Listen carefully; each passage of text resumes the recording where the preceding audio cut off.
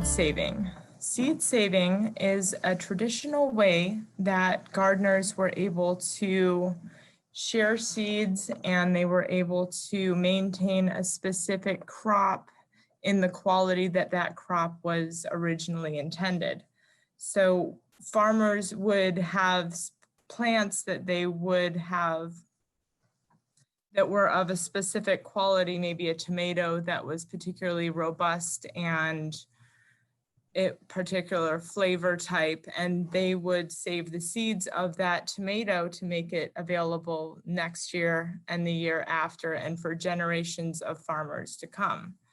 Seed saving originated as a way for farmers to survive and for them to be able to plant seeds in future gardens. So as they had crops, they didn't have the commercial availability. They weren't able to go to a catalog and pick out what seeds they wanted for their crops. That wasn't available originally.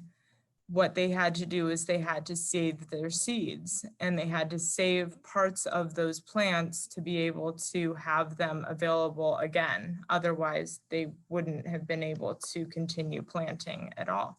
Today, most of seed saving comes from home gardeners, and seed saving comes from smaller farming institutions or smaller gardens in general. But seed saving today, and especially with the rise of COVID-19 pandemic, has become specifically needed and even more important. And we're going to go into that today. Now, why would anyone want to save seeds? Why would anyone want to go through the process of saving seeds and instead of just letting the plants die and then getting different seeds next year? Well, first off, it saves money. So if you save your seeds, those are seeds that you don't have to purchase next year. Those are seeds that also connect you to your neighbor gardeners or others in the community, because when you save seeds, generally you will save so many of them that it will be more than what you would use the next year.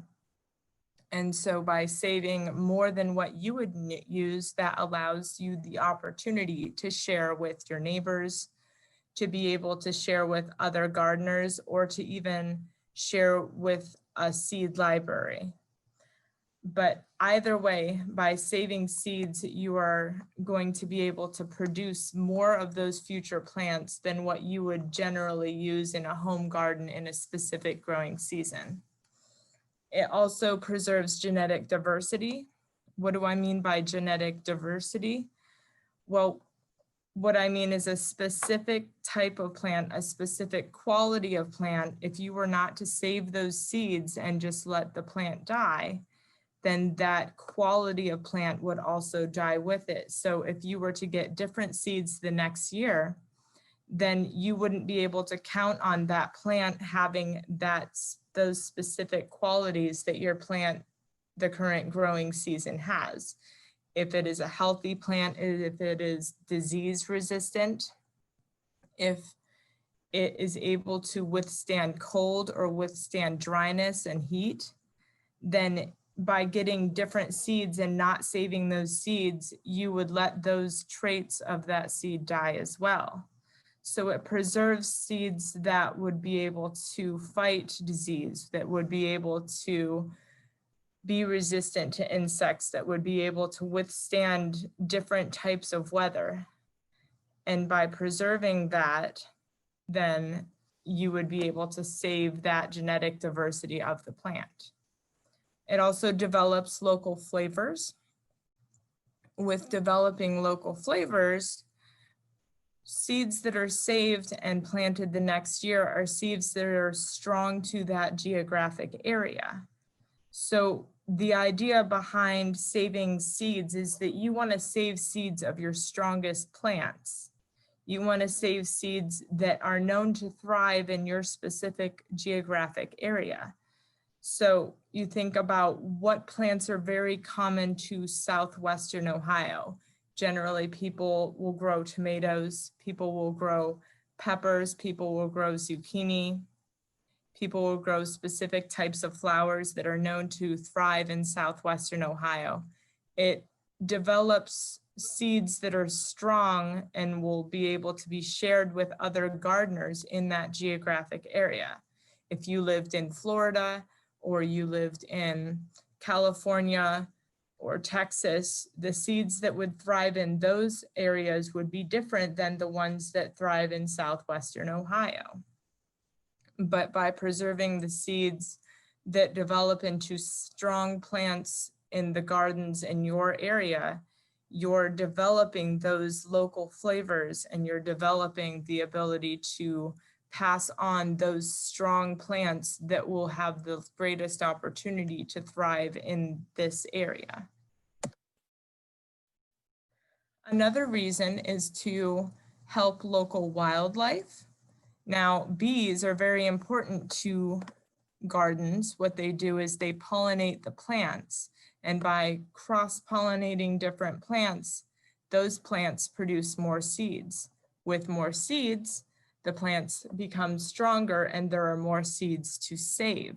So bees are directly responsible for increasing the popularity of specific seeds and specific plants. They're directly responsible for making gardens thrive through cross-pollination.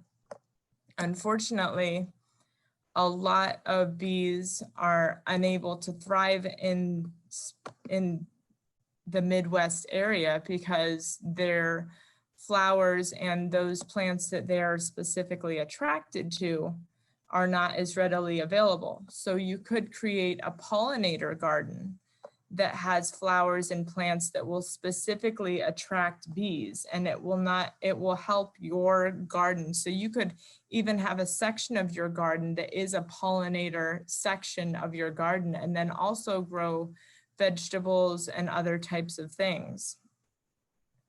But that would attract the bees, and it would not only benefit the bees, but it would also benefit your garden because they would be coming and they would also be around those types of plants.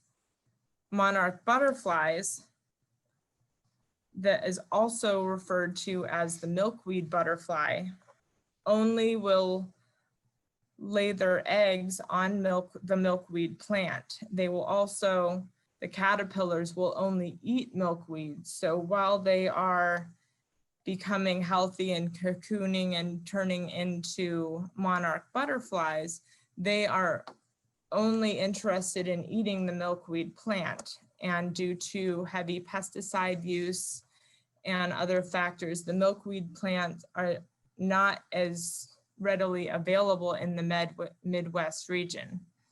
So you could plant different types of milkweed in your garden to be able to attract those caterpillars, to be able to attract butterflies to lay their eggs there, and thus helping the monarch butterfly, who is an endangered species of butterfly and specifically has difficulty getting past the caterpillar cocooning and butterfly stage because they have so many factors working against them between the loss of the milkweed plant and other predators and other dangers that are out there for butterflies. So by developing a section of your garden towards the milkweed plant, which we have milkweed available in our seed library for free, you would be able to help butterflies, and specifically the monarch butterfly, succeed and be able to help them repopulate. Now, I've mentioned it a few times. What exactly is a seed library? A seed library is a place where community members can get seeds for free, but more than that, it provides a place for different members of the gardening community to get together. It provides the opportunity for anyone to grow a garden, whether it is somebody who literally cannot afford to get seeds on their own, or if it's somebody who wants to try something new. You can see what seeds are available in a seed library, and you would be able to access those seeds. The first seed libraries were not even in public libraries. They were small communities of gardeners who wanted to be able to preserve their plants and wanted to be able to share with each other.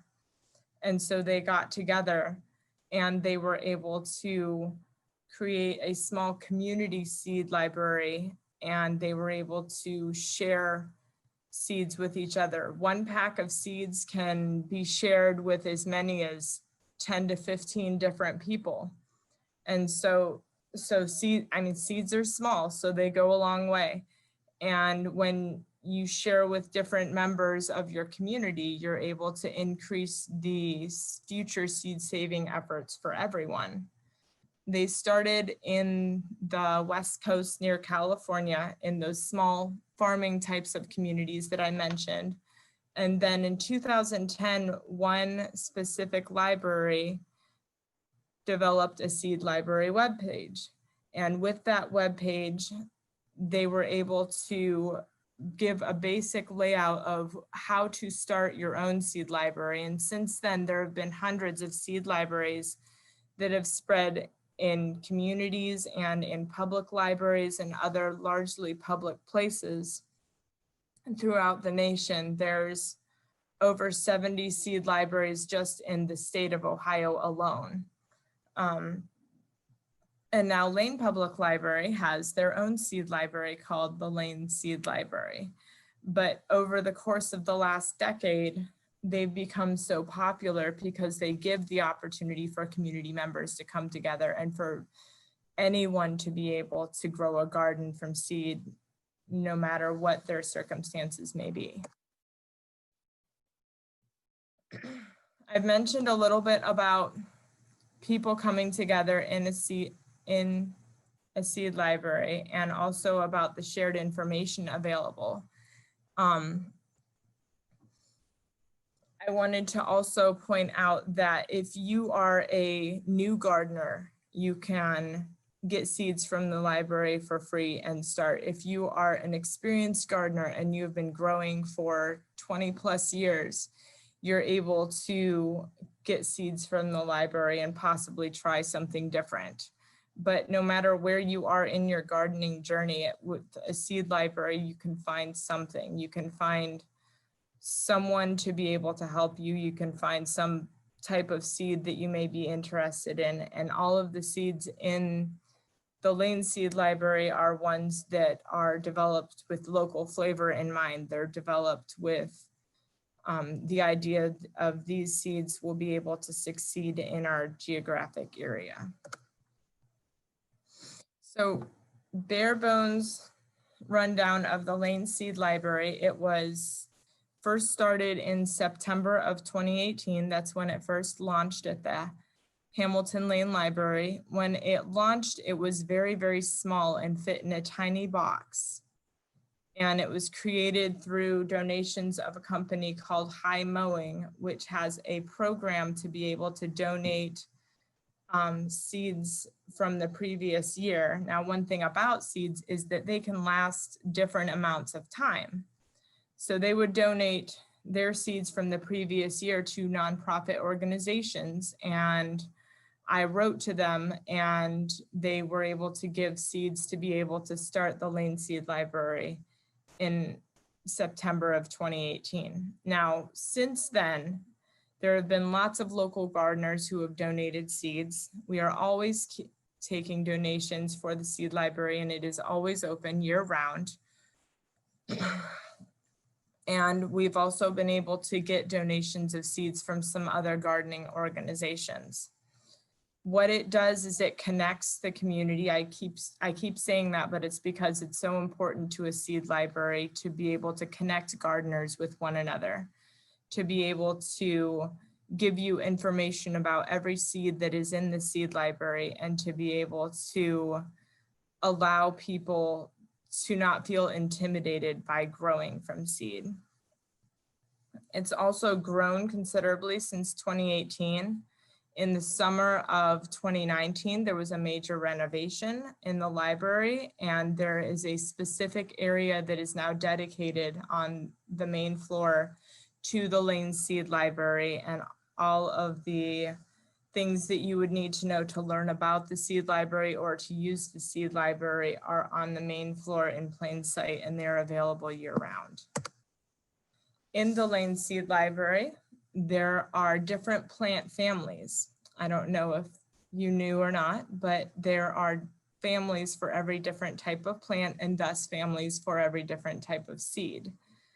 And the Lane Library is organized by different families: the goosefoot family, the lily family, the mint family, the nightshade family, the pea family, the sunflower family, which has a lot of different sunflowers and a lot of different flowers in general, the parsley family, which is where you'll find a lot of the herbs, that, and also the mint family has most of the herbs, the gourd family, the grass family, and the mustard family. And the amount of plants that are available in these families is continuously changing in the seed library as we obtain donations and we process different donations. So it's worth looking at, not just once a year, but going back and looking a couple times throughout the growing season as people bring in more donations and as we're able to acquire additional seeds. We will make those additional seeds and classify them into their appropriate family. So what happened last year in 2020 other than a lot? So there were statewide shutdowns. Our library shut down for a few months in spring. People had more time. So with people being stuck in their homes or stuck without being able to do a lot of the things that they normally do, people in some situations had less money. And there was a lot of uncertainty. There still is, even in 2021, a lot of uncertainty about what's going on. Well, because the people had more time and less money, I saw more people coming in to use the seed library to be able to get seeds for their garden, and also more people growing and gardening nationwide as a whole. So because there were so many people that were at home and there were so many people who were growing and gardening, a lot of the time people were growing and gardening for the first time, or people who hadn't had time to garden in a long time were trying their hand at it because that was something that you could do safely and you could do it from your home. It created seed shortages. There were a lot of times when people would try to get seeds last year and they would be out of stock or they would be on back stock. It increased the need for saving seeds. So saving seeds, as I mentioned earlier, is very important, but last year in 2020, it created an even more critical need for people to save seeds, because if you saved your seeds from last year, then you wouldn't have to wait until they had available seeds to send you. You would already have them because you had saved them. Also, it was helping, seed saving is helping to replenish supplies. So because seeds were so popular last year and supplies were down because they weren't anticipating everyone wanting to garden all at once, in addition to the people who normally garden, they needed a way to replenish those supplies, and seed saving is just the ticket to be able to replenish your supply of an entire nation using a bunch of seeds all at once. When this happened, a lot of the public libraries shut down for a period of time. Some of them are still shut down today, but some of them have opened back up. And the way seed libraries are used had to change a little. And it had to change to be able to make it more safe for people to be able to continue using these seed libraries and to be able to continue to have the access to this resource. So when we closed in March and reopened in June of 2020, the Lane Seed Library was reworked a little bit. And the system that we came up with allows people to continue to see exactly what is in the seed library and to be able to use the seed library safely without worrying about the dangers of COVID-19 being affected in the seed library. So one of the things that we did was we created a web page for the seed library. It is lanepl.org/seed. And on that website, you will find not only seed resources, but also you will find growing guides and pictures of every single plant that is in the seed library, organized by those seed families that I mentioned earlier. You will find different borrowing policies and donation policies, because we still, although we're not taking book donations at the library, we are still taking seed donations, because with the increased use of the seed library, we need to have those donations to be able to survive and to be able to continue to stock enough seeds. We also were able to put down growing guides for each seed. So with each seed, you will find an attached growing guide that you are able to print out or just view on your computer. And with those growing guides, they give you planting tips for that seed. They will give you seed saving tips for that seed, and also any specific types of information that you might find relevant to be able to succeed in growing that plant. So the seed borrowing procedures that we were able to come up with: you have to be at the library to physically borrow seeds. So when you come, you cannot come and borrow seeds for you and somebody else who happens to be at home. You have to only borrow seeds for yourself and however many that you think you will need. You can have a total of 5 seed packets per visit, or 15 packets per growing season or per calendar year. We have sheets that are able to be printed on the website, but are also available in the library and available at the seed library station. They have a room for you to put in your contact information and then check which seeds you want. And you can select, like I said, up to 5 per visit or 15 a year. And then what you do is you're going to return that sheet to the Hamilton Lane Library, either service desk, either circulation or reference. And then a staff member will go in the actual library to get those seeds for you. So that's one of the things that we did to make it a little bit safer, is we don't have the seeds library unlocked so that anyone would be able to go in and handle the seeds. We have the specific procedures for handling those seeds to make it so that there are less fingerprints on those seed packets, and that way when you get them, they're safe for you to handle. As far as donating seeds, you can take seeds that are saved from your plants grown. So if you were to take a pack of seeds in January, start planting them in February or March, grow that plant, and then save the seeds towards the end of the growing season in August or September, then you can take some of those seeds and put them in a plain white envelope or put them in a Ziploc bag and return them to the seed library at that time.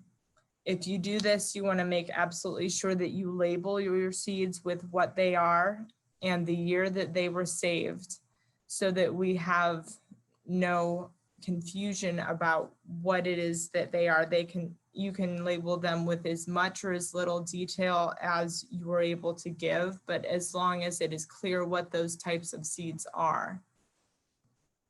You can also donate a partial pack of seeds. So what you can do is, if you've got some seeds that you purchased, as long as they are heirloom seeds, or if they are hybrid, they have to be first generation hybrid seeds, then they're able to be donated. And if you have seeds that you've not used, or if you have seeds from a neighbor that they didn't use the entire pack, you can donate a partial pack of seeds. And what we'll do with all donations is we repackage them into the seed library, sort them into the appropriate plant family, and we'll make individual packets of those seeds available for the seed library in the future. You can also purchase seed packets at the end of the growing season, or if you find a good deal and you want to purchase some and donate those to the seed library, you can do that as well. If you do this, it'll help to increase the variety of the seed library. And as we get different donations, it staggers the lifespan of the seeds in the seed library. So different seeds have different lifespans. They will last for different lengths of time. And even if you get a packet of seeds that says that it perhaps was harvested in 2020 and is now 2021, that doesn't mean that that seed type is bad. It just means that that seed type was saved in the year 2020. So seed saving tips, if you decide that you want to save seeds, what you want to do is grow at least 3 to 5 plants, and you want to save the best ones. So whatever your 2 strongest plants are, you would want to save seeds from those plants. You want to make sure that you put some space, and there are different levels of spacing that each plant requires in order to be able to properly save those seeds. That is information that you can find in our growing guides. Each one will have information about how far to space your plants when wanting to save seeds. You want to know when your seeds are mature. So for example, if a lettuce plant, you are saving the seeds from that, you want to grow the lettuce plant until it starts to bolt. And then you'll see small seeds in the dried areas of the plant, and you would want to harvest those. If you have a wet plant, such as a pumpkin or a tomato that has a lot of pulp and the seeds are located in the pulp of that plant, what you would want to do is use a sieve and rinse the pulp to separate it out from the seeds. And then after the seeds are separated from that pulp, you can lay them out and dry them. When you're growing from seed, which obviously would have to happen before you start saving your seeds, because you would need plants to be able to save those seeds from, you want to start your seeds about 6 to 8 weeks before planting outside. So if you think the green light date for this area of planting outside is May 15th, that's generally the date that most frosts have passed, that most of the cold weather has passed, and most plants will be able to be planted outside without worry May 15th. So you want to back up at least about 6 weeks from that, which would put you at the beginning of April as starting your seeds then. Some seeds may take a little bit longer, and we also have on our growing guide germination dates, so how long it takes for those seeds to start to sprout, how long it takes for those little plants to develop. You want to make sure that you know what that is of the type of seed that you're using, and then start it far enough in advance so that you're able to put those either into pots or in the garden. You can do a germination test with your seeds when you first get them. And if you do this, what you want to do is just lay the seeds in between 2 wet paper towels and put them in a cool, dry area, perhaps in the sun. If you put them in the sun, you want to make sure that you're keeping that paper towel moist. So make sure that you go back and check it. And then in a little while, your seeds will sprout little plants. When you do this, then you can transfer those little plants over to pots, over to your garden, and you've just jump-started your garden by doing that. They would look something like the photo to the right, and just make sure that you would label each of the different types of plants so that you don't forget what type of seed you have if you're doing multiple different kinds. Now, I mentioned earlier that different seeds have different lifespans. Well, all of the seeds in the library are viable, which basically means that they are healthy seeds that would be able to be grown in a garden. Different seeds have different expiration dates. Some of them will last indefinitely if they are stored properly and they are given air to breathe, because seeds need air to breathe just as plants need air to breathe, which is why we store all of our seeds in paper, which is a very breathable substance. Some seeds will last less amounts of time. So what we have is we have a tracker that we track the expiration date or when a seed would be less viable of all those different plants in the seed library, and we periodically will go through and just make sure that all of the seeds that are still in the library are viable, but all of the ones that are currently in there are viable plants and would be able to grow with us with testing your seeds. They would be able to grow in a garden. If you don't want to do the seed test, you're not obligated by any means to do that. But that's what it would look like if you were to take your seeds home and you were going to start them with the seed test. And if you have any questions at all, then you can either visit the Lane Seed Library website at lanepl.org/seed. You can email or call Tess Catlin at t.catlin@lanepl.org. If you call the number that is up there, that will put you directly to the Hamilton Lane Library information desk, where you would be able to find additional information on the seed library. You can visit the Hamilton Lane Library and see the seed library for yourself. And that is also where you would be able to pick up printed copies of a seed library brochure that would have more details on the germination test, as well as the seed library, and also more information on seed saving in general.